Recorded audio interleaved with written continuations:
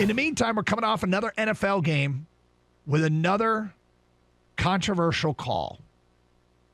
Another controversial call. Look, we love our football, all right? We all cherish football season. We look forward to the games in the fall. We count down days. Oh, my God, it's only 100 days. Oh, my God, it's only 6 weeks. Oh, my God, 1 month from today. You know how it is. And then it gets here, and it kind of feels like it flies by, doesn't it?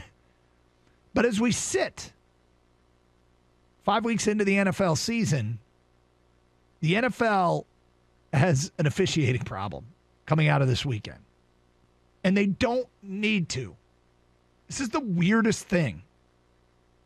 Because I feel like what has happened is a completely unaffiliated overreaction to the Tua injury.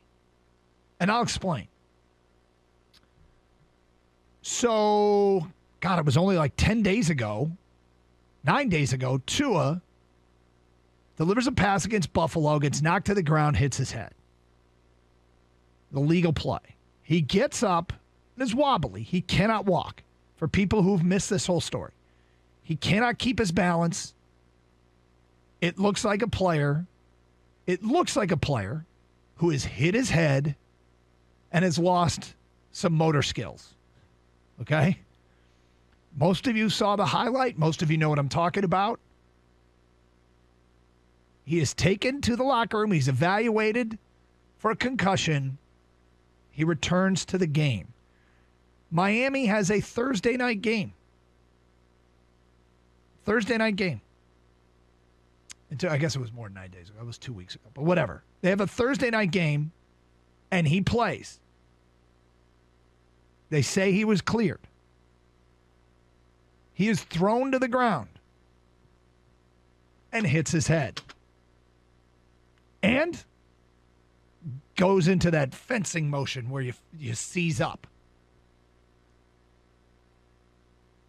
In the wake of that, the independent doctor that evaluated him for the concussion is fired. But what's happened now is that the league's officials, who are in no way affiliated with what went wrong, they have nothing to do with Tua and how he was handled in Miami, have overreacted. This is a completely unaffiliated reaction. The Tom Brady fling to the ground from Grady Jarrett was not a play that was flagged or even was discussed that should have been flagged with Tua. I heard no discussion that it should have been flagged. What should have happened is that Tua should have been handled differently from the beginning. But for some odd reason, that got flagged as roughing the passer. The officials, the game officials in the Miami-Buffalo game and the Cincinnati-Miami game, they weren't at fault for what happened with Tua. But as a result, game officials, in my opinion, have reacted to the Tua story as if they were at fault. Tom Brady got thrown to the ground exactly the way Tua did. And Jerome Boger, in my opinion, who was the official that threw the flag, reacted as if there was a culpability on the official's part for how Tua was handled. Then last night,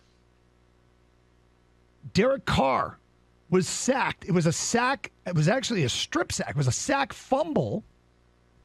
Was it Chris Jones, right? Yes. Chris Jones had the sack. The ball comes loose.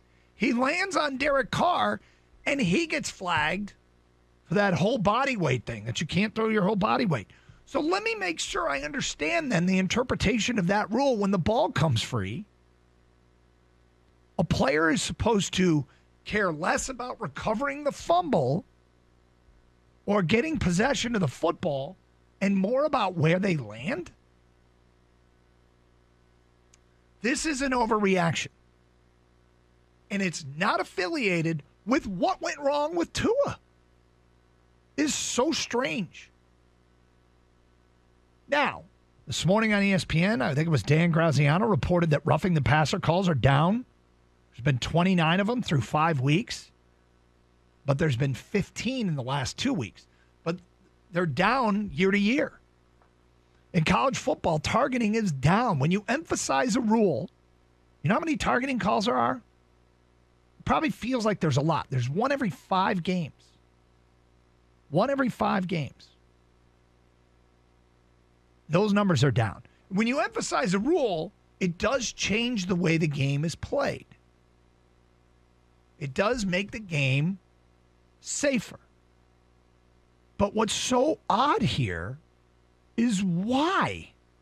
Why have the officials been influenced by a doctor's bad call? It makes no sense.